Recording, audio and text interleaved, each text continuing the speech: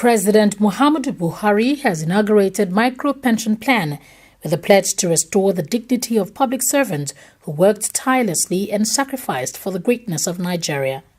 Buhari urged trade associations, unions and other stakeholders in the informal sector to join hands with the government and pensions industry to enlighten their members and the public on the benefits of the micro-pension plan. I want to assure all Nigerians that this government remains committed to resolving all pension issues on pension payment in the federal public sector, despite the lean resources of the government.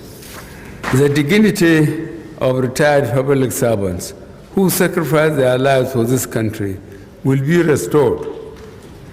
We will ensure all hardworking Nigerians in the private sector, both formal and informal, can retire without fear. We have already started on this journey. We must all come together to ensure these reforms are fully implemented and their positive impact is felt by the rightful beneficiaries.